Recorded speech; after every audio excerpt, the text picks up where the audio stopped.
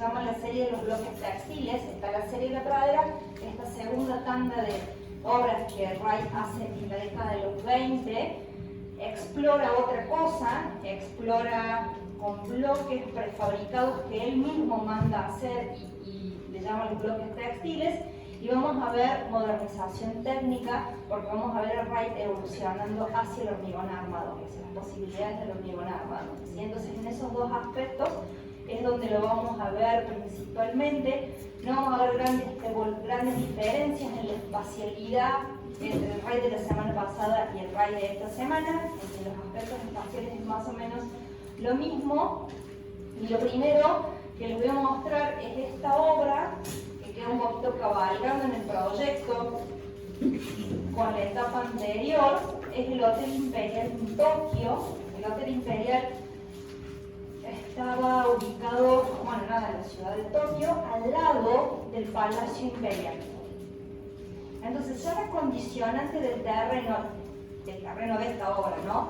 Al lado del Palacio Imperial de Tokio, cuando Tokio todavía no había pasado, Japón no había entrado en las guerras mundiales, ni mucho menos, y todavía la figura del emperador en Tokio, en Japón, era muy relevante. Tener que hacer allí una arquitectura que, si bien era una arquitectura hotelera, básicamente comercial y demás, estaba al lado del palacio. Entonces, Wright sentía la condición de que su arquitectura iba a tener que estar en las condiciones de estar en ese emplazamiento.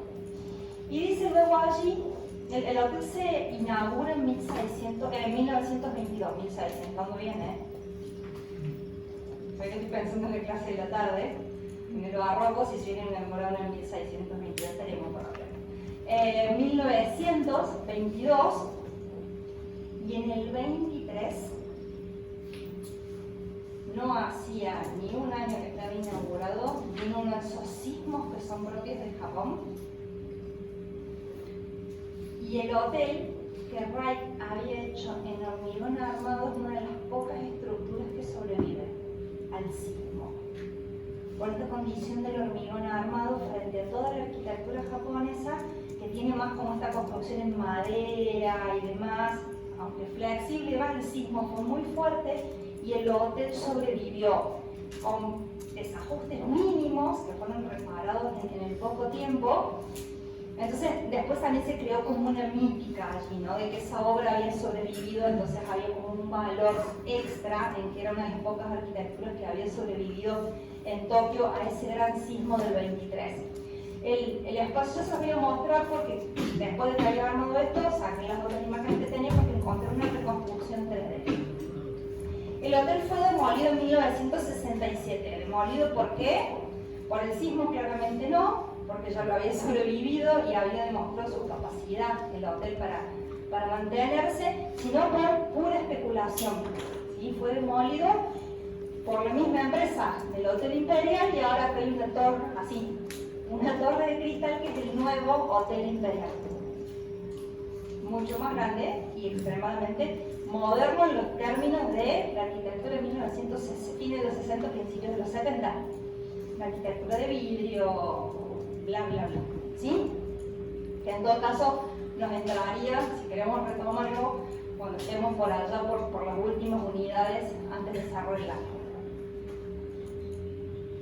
El programa, para que ustedes, ya se los muestro, estas fotos, este plano es de la colección de la Fundación de Wright, son dos alas de habitaciones, es medio rectangular, son dos alas de habitaciones, y aquí en el medio, en casi triple altura, está el hall, los comedores, los salones y demás. ¿Sí? Son como tres estructuras paralelas. Las dos, los laterales, son las habitaciones y el espacio central o el ala central es todo lo que tiene que ver con lobby, recepción, salones, comedores, etcétera, etcétera. ¿Hasta ahí más o menos? Bien. Como las fotos que hay son malas, en general, aunque sean de archivos, son malas, yo estaba buscando fotos que reconstruyeran. Y buscando las fotos que reconstruyeran, en vez de encontrar fotos, encontré un video.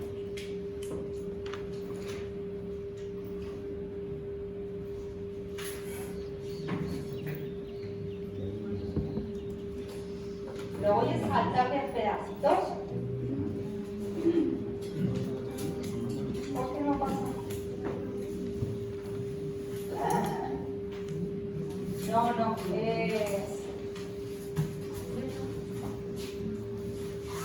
esto es cosa no acá, está.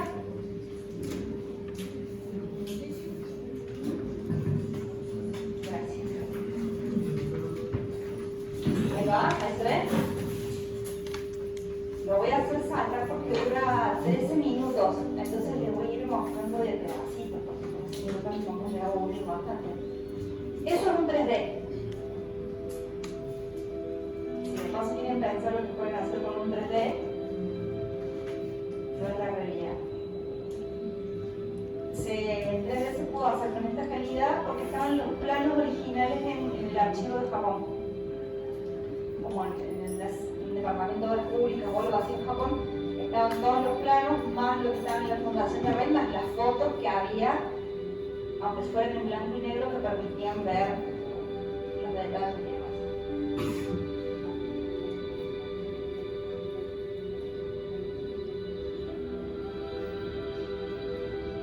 Creo que lo que deja ver el video y demás es el compromiso que tomó Red con la arquitectura japonesa en cuanto a la horizontalidad, en cuanto a las formas de los tejados,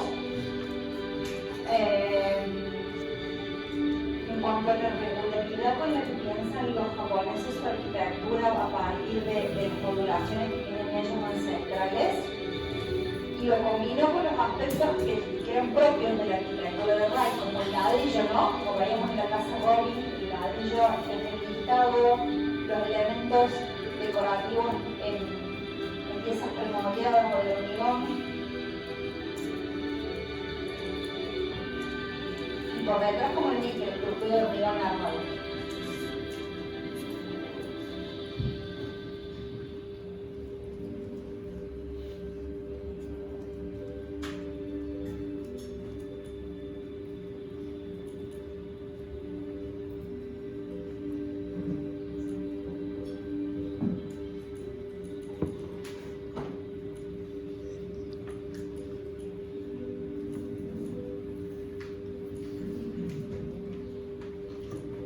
Rai, para cerrar este proyecto, se instala casi 2 años en Japón, principalmente escapándose a Estados Unidos, donde uno de sus empleados había incendiado el estudio y había muerto personas y quedó muy afectado de ese hecho.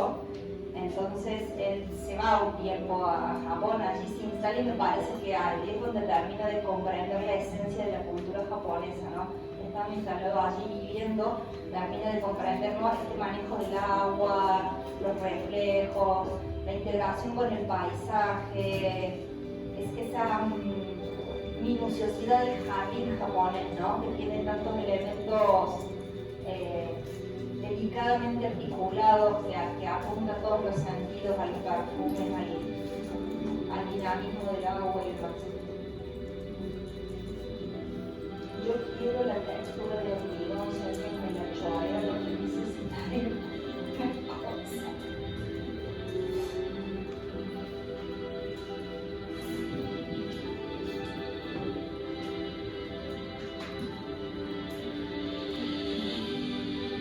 Seguimos la carpeta de materiales bastante lejos.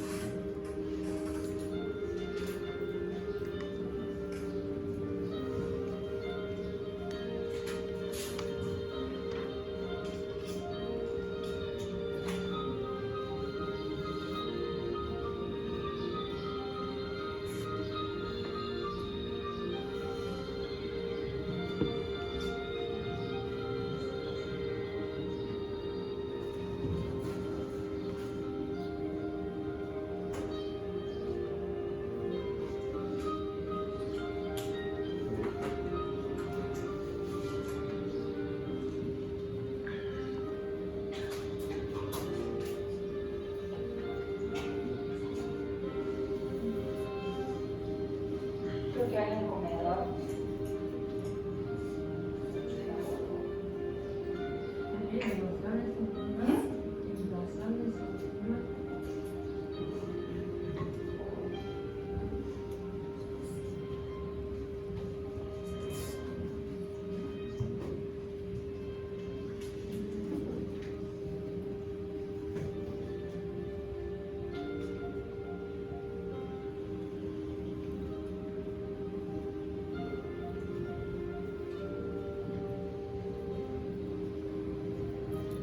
Importante el cambio de escala que se plantea en la obra de Wright acá, ¿no?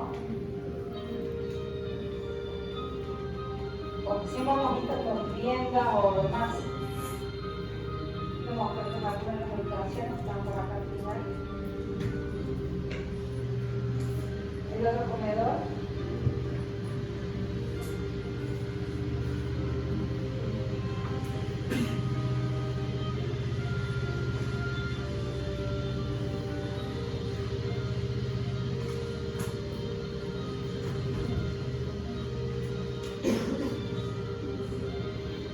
Parte del manejo de la luz que ya habíamos visto que había empezado en la obra de él a partir del Unity Temple, ¿no?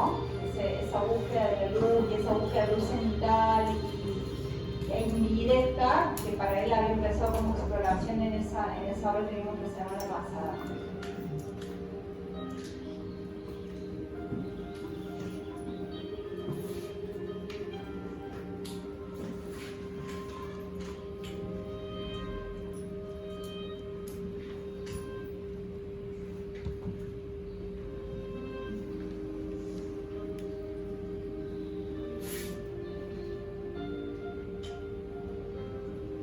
Parezca un poco recargada y demás, pero tiene que ver con esa asimilación, esa adaptación a la cultura japonesa, ¿no? Algo de las habitaciones pero para...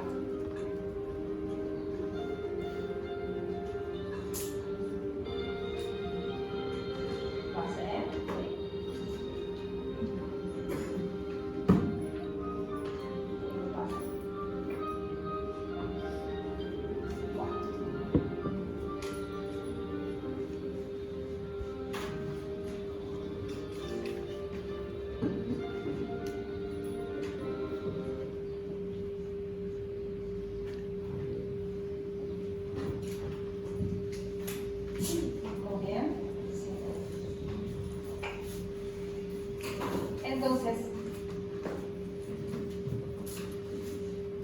eso es lo que quedó, lo que no quedó del Orden Imperial de Tokio, pero siempre se lo considera una de las obras paradigmáticas de Wright. Entonces estaba bueno que lo vieran, aunque fue que en este cambio de escala en la obra de él, este cambio de escenario. Porque al irse de Chicago durante un tiempo, desarrolla parte de su obra en Los Ángeles. Y esta casa la vimos la semana pasada, ¿se acuerdan? Esta casa empezaba de alguna manera, es la más temprana de las que empiezan la serie de los bloques textiles. Fíjense que el planteo en U no está tan lejos de lo que vimos recién. La reminiscencia en todo caso acá, como habíamos visto la semana pasada con la arquitectura de los mayas. Y esta casa no la conocieron, esta casa se la voy a presentar ahora, hay otra casa más. Son tres las que les puse de la serie de los bloques textiles. Esta es la casa Ennis, también está en Los Ángeles. Y creo que en esta imagen es donde mejor se ve la forma en que Wright va a aprovechar el emplazamiento o el lote. Asentado en una de las colinas de Los Ángeles, la casa queda montada en la ladera. Entonces se abre hacia todo el paisaje y al mismo tiempo aprovecha el desnivel para ir generando las distintas articulaciones de la casa. De nuevo, Wright nos pone en la situación de cuestionarnos dónde está el ingreso de la casa. No va por obviedad, como a lo mejor sí lo tenía que hacer en el hotel porque la tipología así lo exige. Voy a tener que recorrer todo esto para recién venir a entrar como por debajo de ese puente. El ingreso a la casa, de nuevo, va a estar desde una terraza y recién voy a poder acceder al resto de la casa, ¿sí? Entonces, de nuevo juega con eso. los bloques, a los que él va a llamar bloques textiles, pero que son bloques de hormigón. A veces a mí lo que me gusta pensar de estas obras es como el bloque de hormigón, incluso para nosotros, ¿no? Tiene una connotación sumamente despectiva. Cuando construimos un bloque de hormigón, eso es barato, eso es fiero, eso, ¿sí? ¿No? Y en realidad es un material que podría dar un montón de posibilidades si lo empezáramos a pensar de otra manera. Si el proceso de industrialización, en lugar de ser tan masivo, se pudieran introducir diferentes texturas o diferentes cosas y trabajarlo el material como lo que es, pero explorándole las posibilidades formales. Después, si me acuerdo, porque paso una vez a la semana, en Córdoba hay una pareja que ella es arquitecta y él es ingeniero, que construyeron su casa usando casi como todas las posibilidades del bloque y el bloque a la vista. Y la verdad que es una obra interesantísima. Y paso una vez a la semana por la casa. Voy a ver si les saco algunas fotos para que vean que no necesariamente todo tiene que ser el bloque gris espantoso, que al bloque se lo podría colorear, que al bloque se lo podría moldear algunas de las caras y conseguir resultados como los que consigue Wright en esta obra. Sigue aludiendo a una morfología mesoamericana, a una morfología muy ligada a las culturas originarias de Mesoamérica, a los mayas principalmente y demás. Busca esta gama que va hacia el color arena para los bloques, principalmente. La próxima que les voy a mostrar los bloques son un poco más grises, en esta casa son color arena y combina los bloques lisos con los bloques texturados para generar como esa vibración en la fachada. Lo mismo que he conseguido con el ladrillo en Chicago, de enfatizar la mejor horizontalidad, acá consigue una vibración de la obra y articula distintos volúmenes, ¿no? Unos más lisos, otros texturados. Ya no juega con esa idea del horizontal como en las casas de la pradera, porque aquí está trabajando principalmente en las laderas de Los Ángeles. Y luego miren lo que pasa en el interior. De nuevo, la cualidad que le aportan los bloques, un eje de circulación que es ese que está acá, ¿sí? Ese pasillo que está ahí es el que ustedes ven acá, y las salas sociales de la casa, el comedor, el estar y demás, que aprovechan el paisaje y el balconeo que se genera hacia la ladera, ¿sí? Y entonces allá atrás la vista de la ciudad de Los Ángeles. ¿Más o menos se entendió?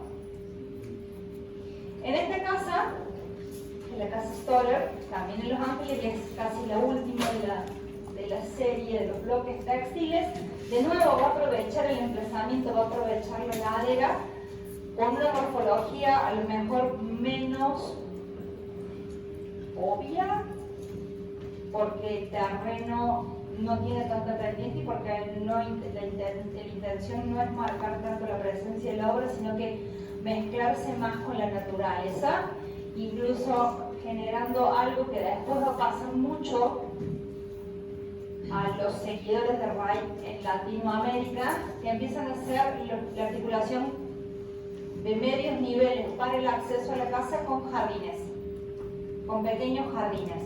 Tal vez lo tomo de esa experiencia en Tokio, ¿no? Con esa idea de los jardines de pequeña escala, ese uso del agua.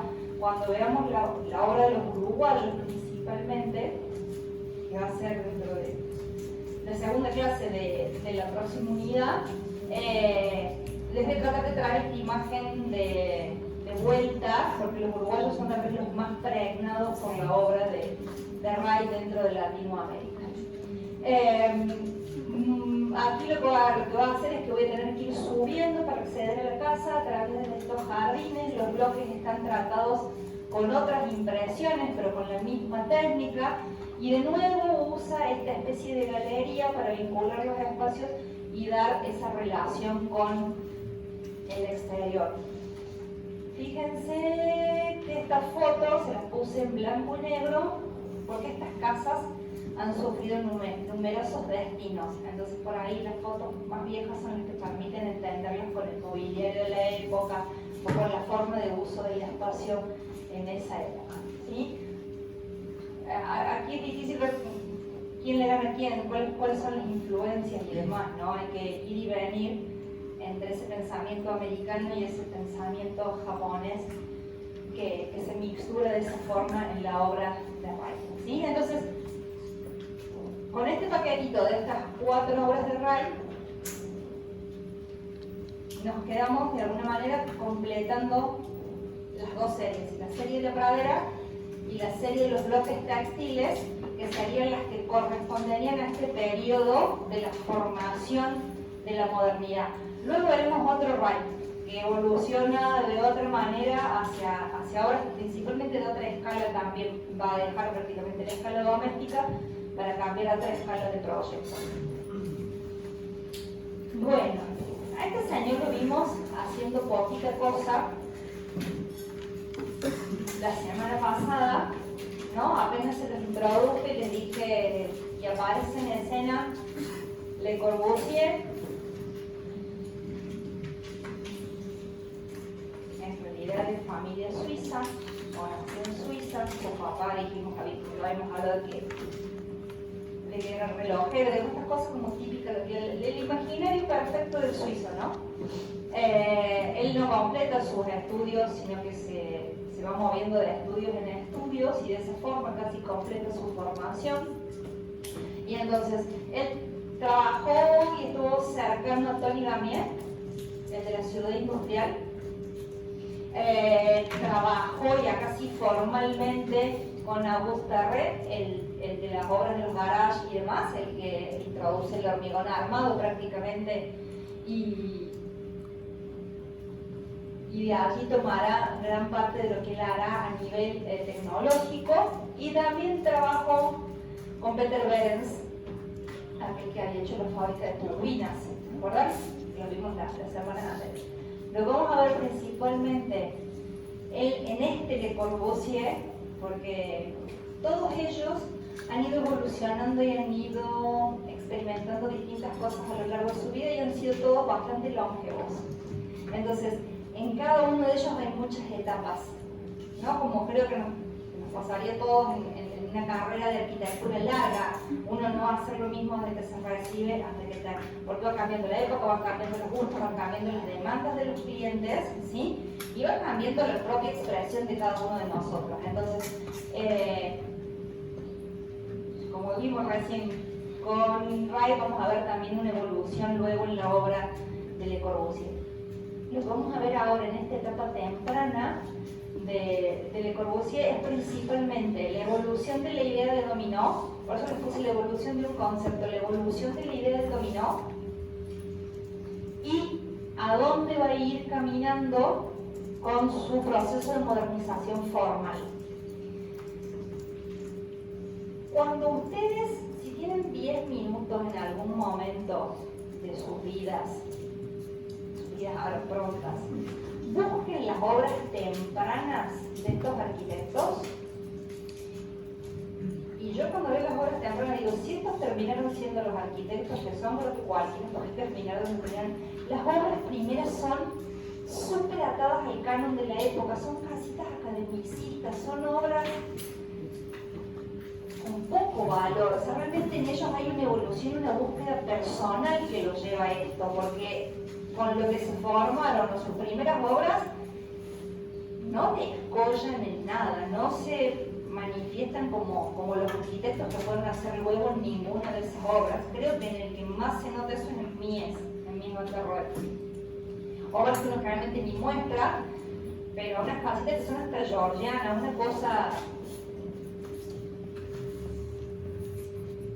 Bien, ¿se acuerdan que lo vimos? Vimos el video de cómo era el sistema dominó y de cuáles eran las posibilidades de cómo Le Corbusier se imaginaba antes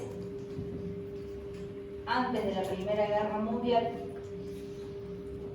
porque muchos de estos procesos de racionalización que va a llevar a cabo Le Corbusier van a tener mucho impacto en la posguerra, ¿sí? Por eso se lo señalo acá en ese momento. Entonces, A partir de esa exploración y ese juego con este sistemita que tenía 3 losas, las columnas que estaban retranqueadas hacia el interior, que él se las imaginaba despegadas del piso, pero todavía no estaba desarrollado completamente su sistema de despegue del terreno, hay una circulación y demás. A partir de seguir explorando esa idea, seguir dando vueltas a esa idea, es que él va a llegar a este módulo. ¿Está muy lejos del anterior? Sí y no. El concepto por detrás es el mismo.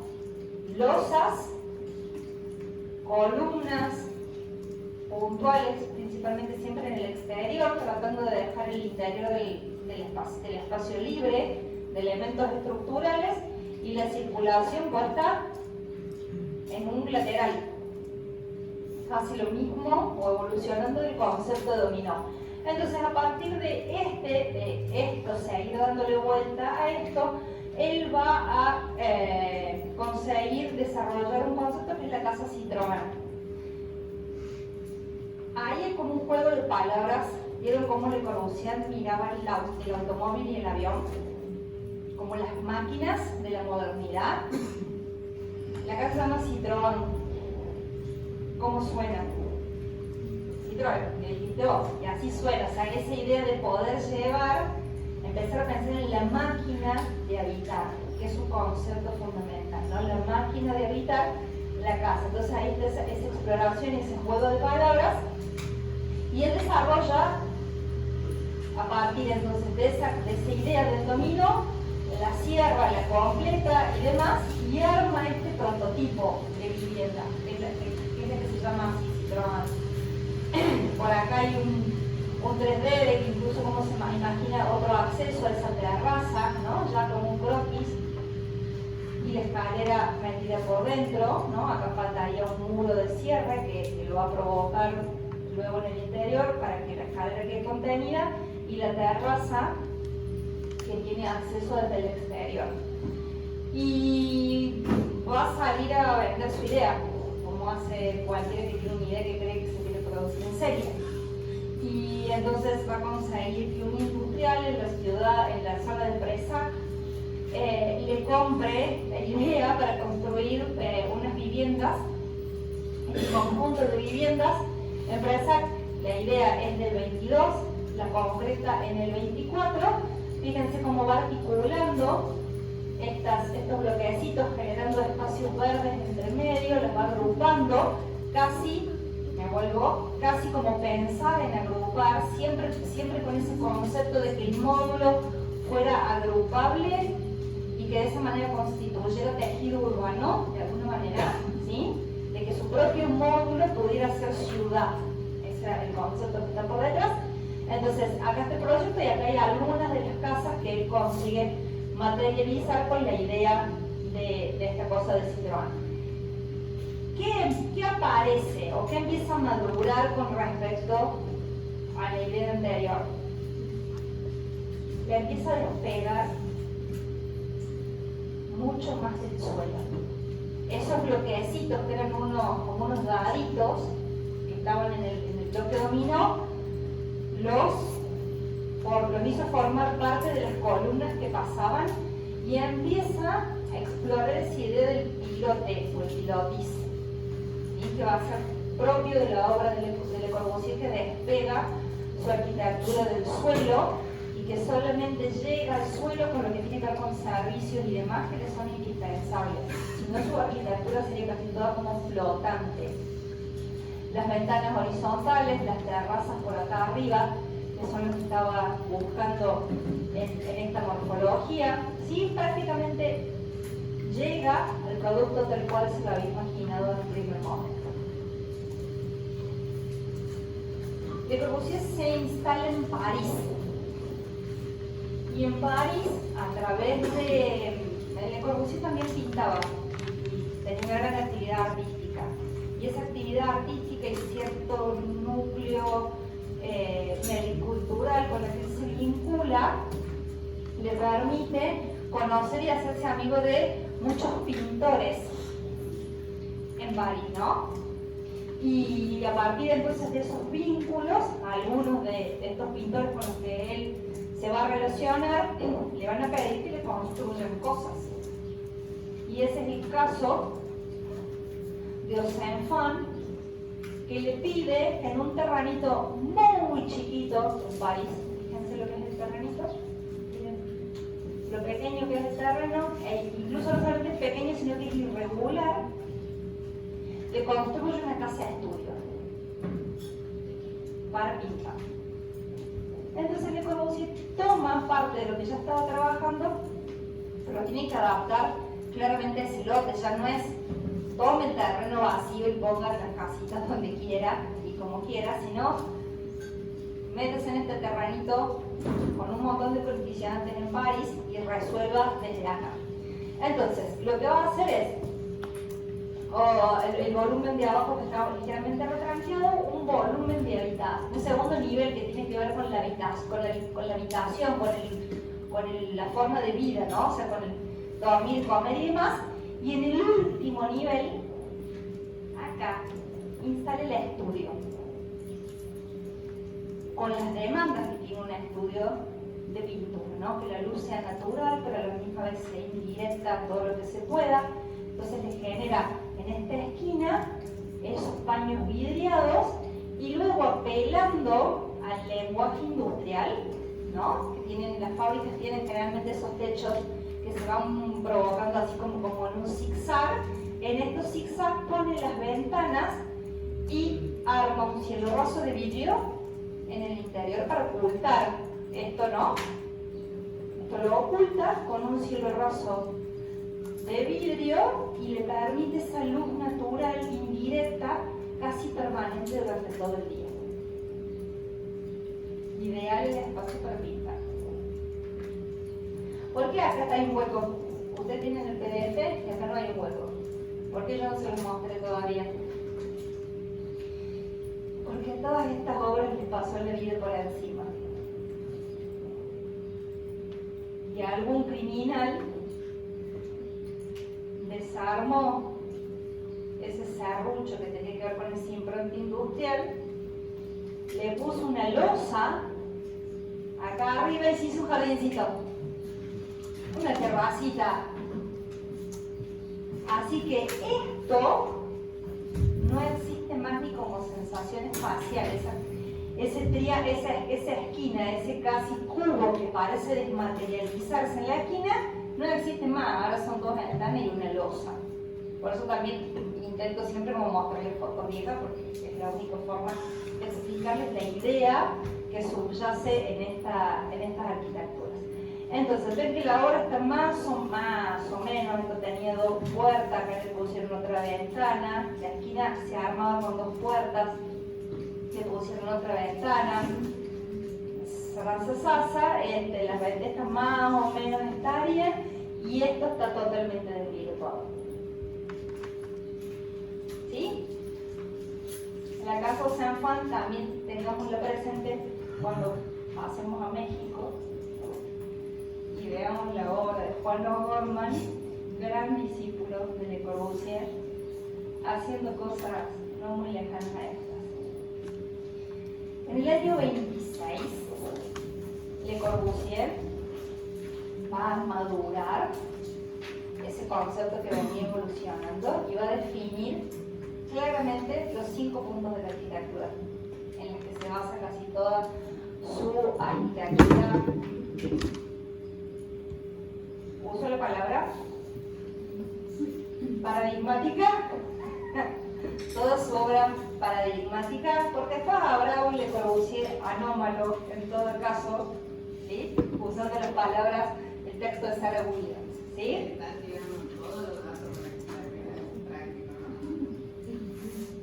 No sé, ustedes vean. Entonces, esas son palabras del mismo Le Corbusier, y aquí se aplican muy claramente las certezas adquiridas hasta hoy. Los pilotis. Las certezas adquiridas hasta hoy, o sea, estás convencido de que la arquitectura tiene que ser ahí, son certezas. Los pilotis, la cubierta jardinada, la planta libre, la fachada libre, la ventana corrida.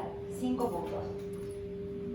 ¿Sí? Están en eso, lo señalan, lo subrayan, lo que tienen las cosas impresas. Los 5 puntos son esos. Y después los explica, ¿sí? Que no me interesa tanto, pero ahí define los 5 puntos en los cuales se va a basar toda su obra de este periodo. Y entonces ahí él hace una comparación de por qué le entiende a la arquitectura de esta manera. Y esos grafiquitos son del mismo Le Corbusier, en donde él dice que los pilotis liberan toda esta caja muraria que fragmenta el espacio y te da libertad.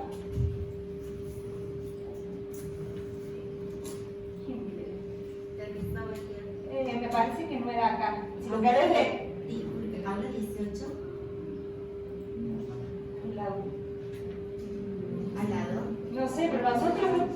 Dice 18, hombre, ¿sabes? Sí, pero se debe haber equivocado el que te lo pidió. Si lo querés dejar, lo tomamos loco. La media luna tenía una pinta. Vuelvo al problema de Le Corbusier. La engañaron, le decía que lo deje, pero si eran 2 cafés con 4 media luna, no nos iban a alcanzar.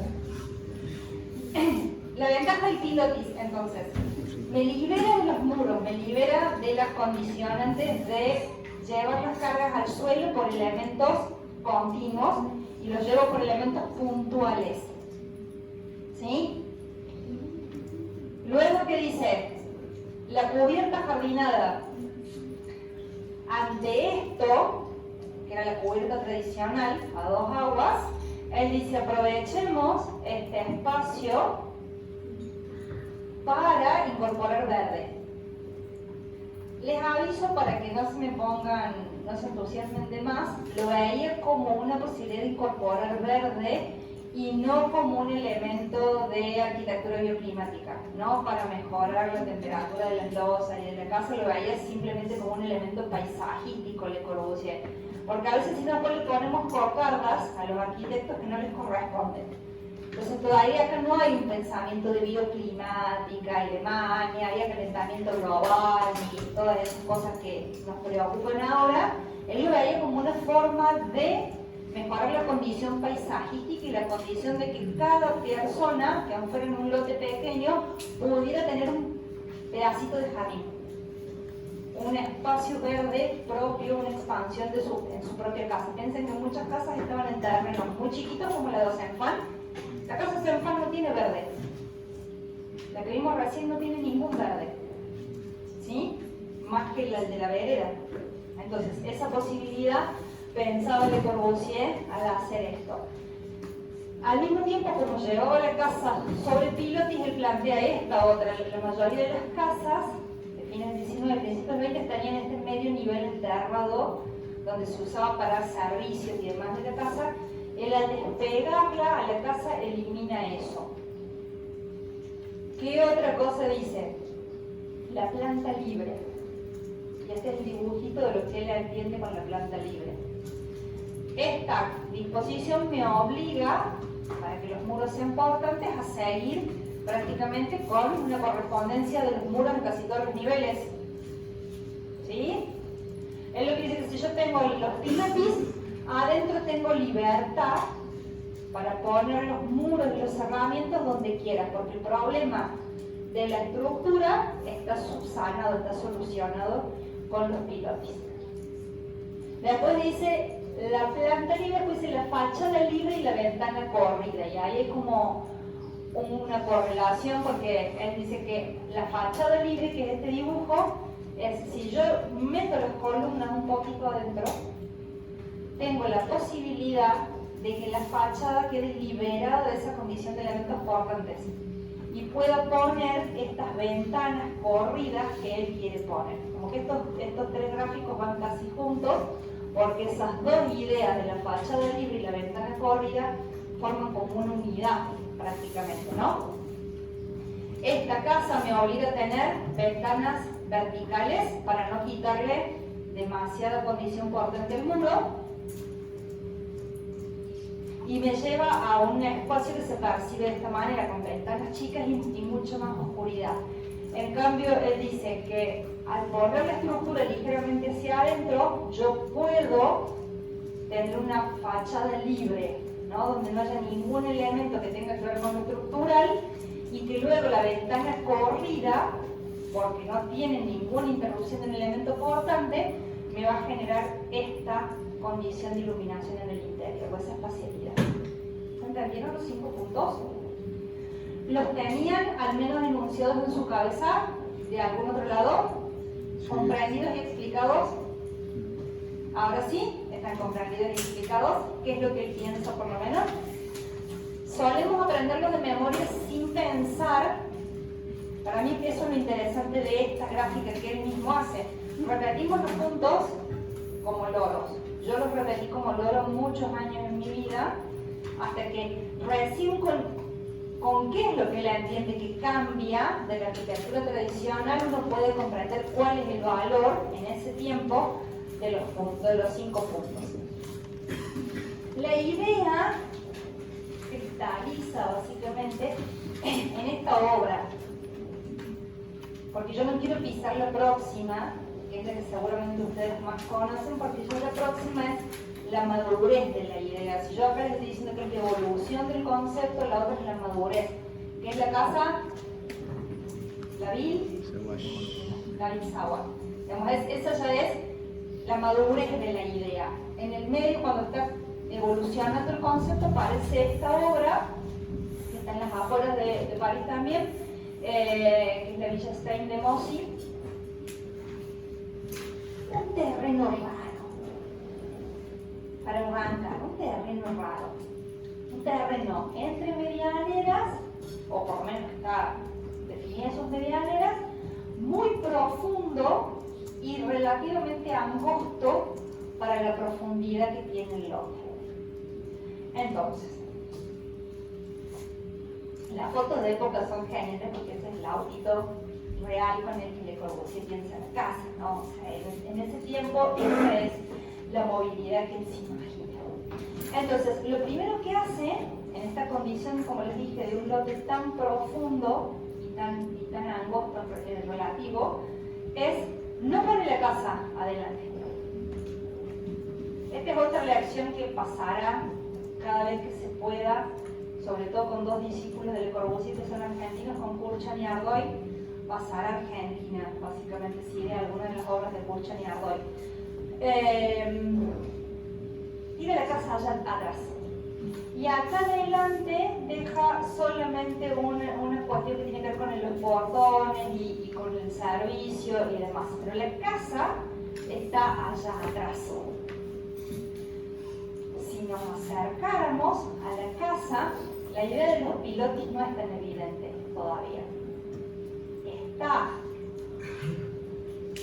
porque la estructura le permitió una planta libre y le permitió hacer un montón de cosas. O sea, los pilotis están, pero la casa no se lee desde la fachada despegada por los pilotis. Tampoco en la fachada posterior. Esta es la fachada del frente y esta es la fachada posterior. Cuando nos acercamos entonces a la fachada del frente, no vemos los pilotis, insisto, sepan que están por detrás, porque si no, miren, estos espacios no hubieran sido posibles, estos interiores. Si los pilotis los alcanzan a ver que aparecen por adentro, ahí están los pilotis que le permitieron la ventana corrida. El concepto estructural está aunque la casa no esté despegada del suelo. Vemos la fachada libre. La ven acá, la fachada libre, la fachada está acá, los pilotis están adentro, la fachada libre que le permitió la ventana corrida. Algunos elementos en los que juega con el hormigón, por eso hablamos de que había una modernización que tenía que ver con la técnica, porque prácticamente todo lo que él va a evolucionar de manera formal está apoyado en las decisiones técnicas que tomamos con respecto al hormigón. Los pilotis son de hormigón, las losas son de hormigón plano, ¿sí? La posibilidad de lo formal se la da básicamente la técnica. Y luego algunos otros elementos. Bueno, la terraza jardín, creo que no hay ninguna foto, pero está por allá arriba. Empiezan en esa geometría tan pura a la que va a ir apelando en esa búsqueda formal, en esa exploración morfológica de una geometría muy pura. Van a aparecer algunos elementos siempre en su obra con unas morfologías más libres, como curvas, y siempre están asociadas a las terrazas, a los tanques de agua, a las chimeneas de algunos elementos y demás en la parte alta.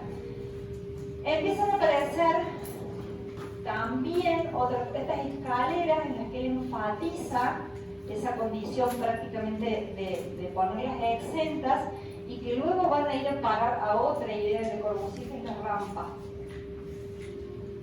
Su predilección por la rampa por sobre la escalera, y en la rampa la idea de lo que él llama la promenade, la toma de los griegos en realidad, y que nosotros en español generalmente le llamamos paseo arquitectónico o paseo arquitectural en algunos libros.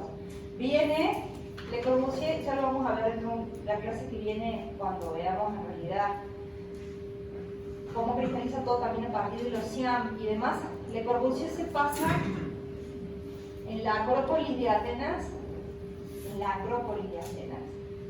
mirando los templos griegos y entendiendo la arquitectura de los griegos y el uso de las proporciones de las culturas clásicas. Se pasan meses en la Acrópolis dibujando, analizando las proporciones, analizando la arquitectura de los griegos. A veces nosotros no le damos pelota a la arquitectura de los griegos, y la sabiduría de los modernos fue tomada de los clásicos, ¿sí? A veces uno no alcanza a ver que en realidad se puede depurar el lenguaje comunicativo que hace dentro del lenguaje con las proporciones, y eso es lo que va a hacer Le Corbusier, ¿no? Entonces, él de esa idea de cómo se sube a la Acrópolis, ¿no? Y de cómo cuando uno llegaba a la Acrópolis había que darle una vuelta a los templos, uno no entraba directamente a los templos, sino que había que girar alrededor de los templos para verlos como en diagonal, en escorzo y demás. Él va a tomar todo eso para llevarlo a la idea de la rampa en su arquitectura, idea que empieza a explorar por acá. Acá adentro hay otra rampa también, para llevar la idea de la promenade o el paseo arquitectónico dentro de su misma obra, que uno le recorre la obra de esa manera. Bueno, lo voy a dejar que se tomen aire 15 minutos. Hacia